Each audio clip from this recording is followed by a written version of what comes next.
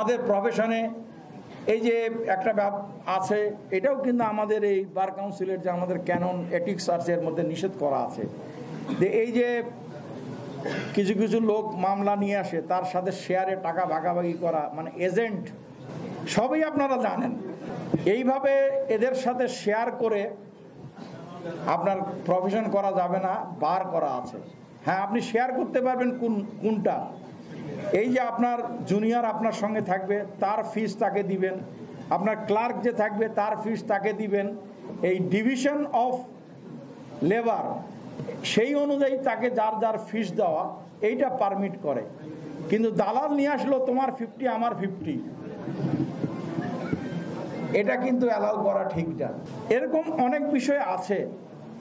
তা আমি শুধু আপনাদের অনুরোধ করব যে নিজেদের উপর বিশ্বাস রাখবেন, আস্থা রাখবেন, নিয়মিত পড়াশোনা করবেন, ক্লায়েন্টকে সৎ পরামর্শ দিবেন, না বলা শিখবেন, হ্যাঁ বলা শিখবেন, এবং কোর্টকে কখনো মিসলিড করবেন না।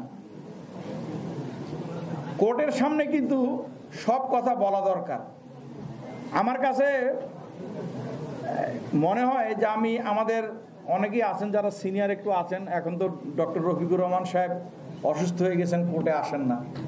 রফিকুর রহমান সাহেব কোর্টে যখন আর্গুমেন্ট করতেন, আমরা লয়ার থাকতেও দেখেছি, বিচারক হিসাবে দেখেছি, রফিকুর রহমান সাহেব কোর্টে যায় বলতো, মাই লর্ড, আমার পক্ষে এই আছে, ওর পক্ষে এই আছে, আপনি এখন কি জাজমেন্ট দিবেন, আপনি সিদ্ধান্ত দেন।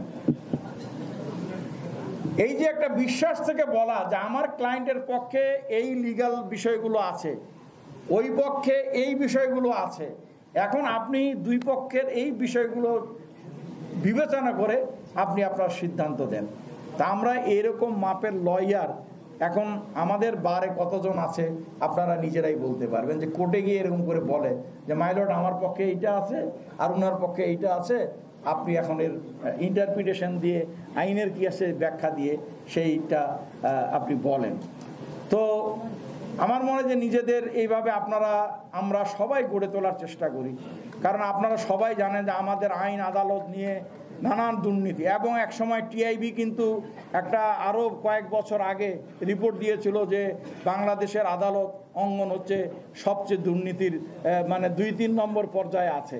সেখান থেকে অবশ্য অনেক ইমপ্রুভমেন্ট ঘটেছে। আমরা অবাক হই, কারণ আমাদের আত্মীয় স্বজন, বন্ধু বান্ধব অনেকেই বিচার প্রার্থী কোর্টে আসেন। আমাদের যখন বলে যে তোমাদের হাইকোর্ট থেকে কি একটা নকল নিতে 1 লক্ষ টাকা লাগে, একটা নকল নিতে কি 2 লক্ষ টাকা লাগে, একটা কেসের লিস্টে দিতে কি 4 লক্ষ টাকা লাগে, তখন সত্যিই নিজের কাছে লজ্জা লাগে যে আমি এই বিচারালয়ের একজন বিচারক, এই হাইকোর্টে বা এই সুপ্রিম কোর্টে আমিও একদিন প্র্যাকটিস করেছি। তো এইভাবে মক্কেলদের বিপদে ফেলে তাদেরকে স্কুইজ করা, শোষা, আমার মনে হয় যে এই প্রবণতা সামান্য কয়েকজন আইনজীবী হয়তো করেন, সামান্য গুটি কয়েক মানুষ হয়তো করেন, কিন্তু এইটার ভারটা কিন্তু আমাদের গোটা আইনজীবী সমাজকে, বিচার বিভাগকে বহন করতে হবে। এই বিষয়গুলো আপনারা সবাই মাথা রাখবেন।